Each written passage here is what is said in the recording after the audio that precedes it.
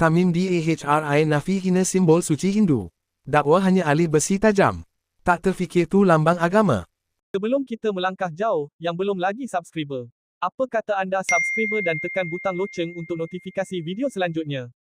Aktivis masyarakat, Tamim Dahri menafikan dakwaan menghina simbol suci agama Hindu selepas videonya memijak dan membengkokkan Trisula atau solam tula di media sosial sejak beberapa hari lalu. Menerusi satu perkongsian di Facebook, dia menjelaskan, kejadian itu berlaku ketika bercuti di Pulau Langkawi dan mendakwa tidak menyedari besi yang dialihkannya mempunyai kaitan dengan lambang keagamaan.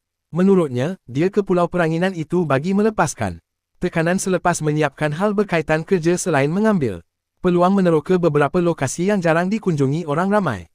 Tamim berkata, ketika memandu kereta sewa mengelilingi pulau, dia berhenti di sebuah kawasan berhampiran gua yang dipenuhi monyet liar sebelum ternampak sebatang besi konkrit yang dianggap berbahaya.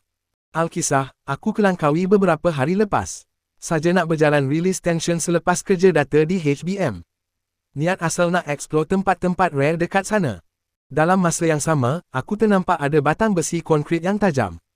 Tidak terfikir langsung itu adalah lambang keagamaan. Memandangkan ia hanya besi berkarat yang tajam. Itu juga bukan rumah anutan kerana tiada bangunan dan kawasan sekitar adalah lapang, tulisnya pada Selasa.